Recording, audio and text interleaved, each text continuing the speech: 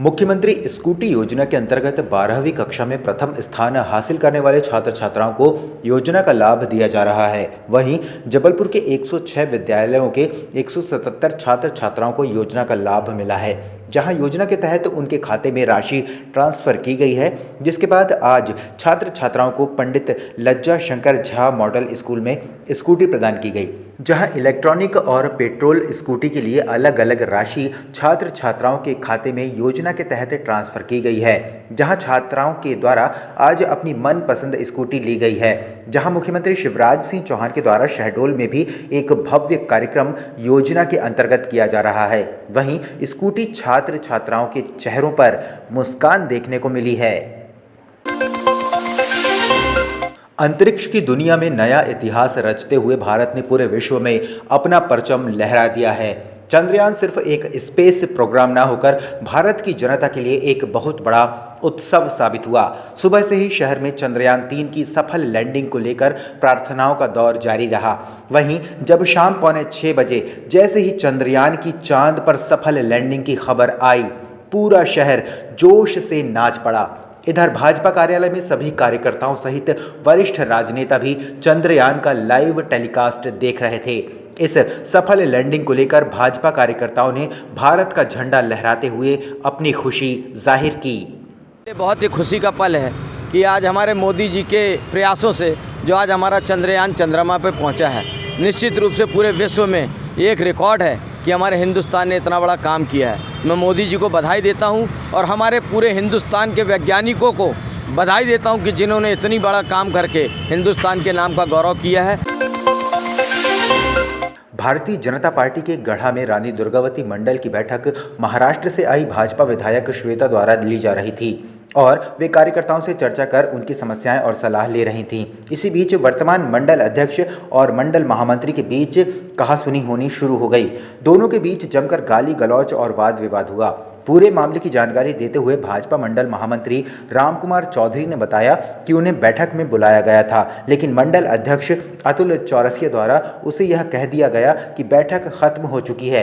जिस पर रामकुमार द्वारा पर्यवेक्षक से मिलने की जब जिद की गई तो अतुल द्वारा उसके साथ जमकर गाली गलौज करते हुए मारपीट की घटना को अंजाम दिया।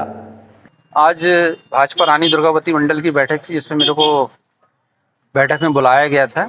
उस बैठक में जो हमारे महाराष्ट्र के खिलची से विधायक हैं श्वेता जी, उनने बुलाया था इस बैठक में कि आपको उस बैठक में आना। उस बैठक में मेरे को बुलाया, तो उसमें उन्होंने 1 to 1 बात होनी थी संगठन को लेके।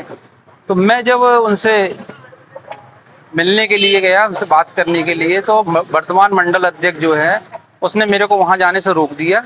बोले तुम्हें कोई ज़रूरत नहीं वहाँ बात करने की, वो बात हो गई है। मैंने कहा नहीं, ऐसा नहीं होता है। जब उन्होंने मेरे को बुलाया तो मैं अपनी बात रखूँगा।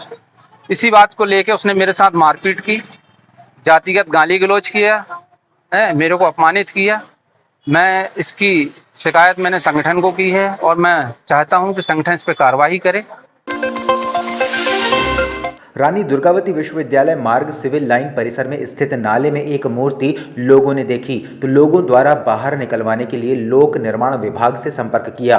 तत्काल ही कर्मियों ने नाले से उस मूर्ति को बाहर निकाला तो देखने पर लोगों को यह पुरातन काल की मूर्ति लग रही थी।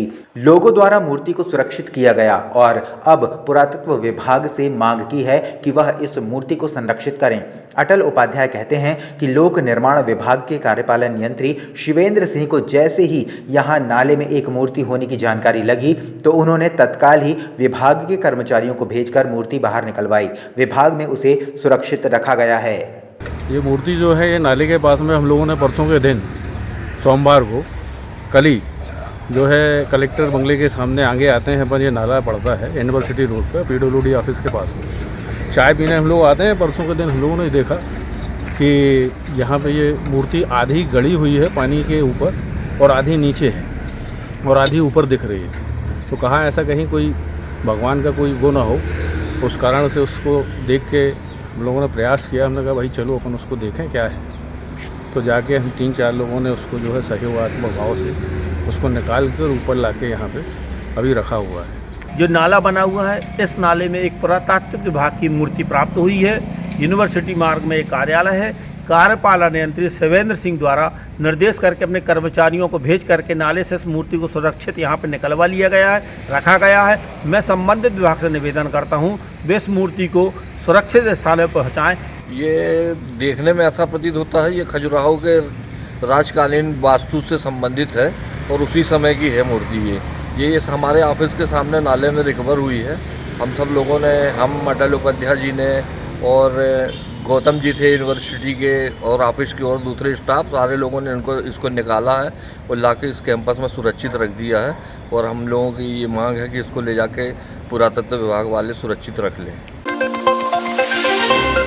जबलपुर में आबकारी विभाग ने शहर में जमी शराब दुकानों की मुनाफाखोरी पर कड़ा प्रहार किया है। आबकारी विभाग द्वारा शहर की 6 दुकानों की जब जांच की गई तो वहां पर क्रय मूल्य से अधिक कीमत पर शराब बेची जा रही थी। विभाग द्वारा सभी 6 दुकानों का प्रकरण बनाया गया और सभी दुकानों का 1 दिन के लिए लाइसेंस सस्पेंड कर दिया गया है।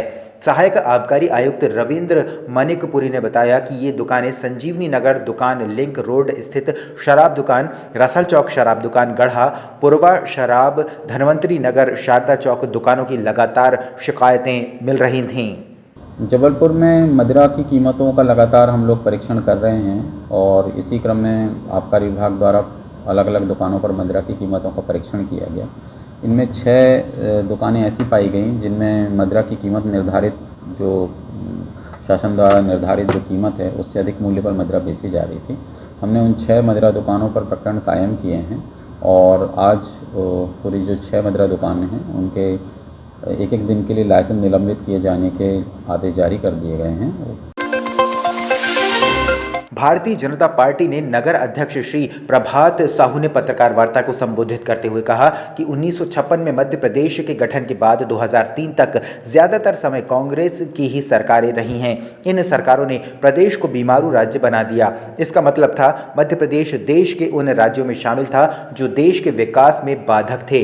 2003 में प्रदेश में उमा भारती जी के नेतृत्व में भाजपा की सरकार बनी। बाद में श्री बाबूलाल गौर और श्री शिवराज सिंह चौहान ने उस सरकार का नेतृत्व किया। 2003 में भारतीय जनता पार्टी की मध्य प्रदेश सरकार बनी और 2003 के पहले का मध्य प्रदेश और 2003 के बाद का मध्य प्रदेश आप सबके सामने।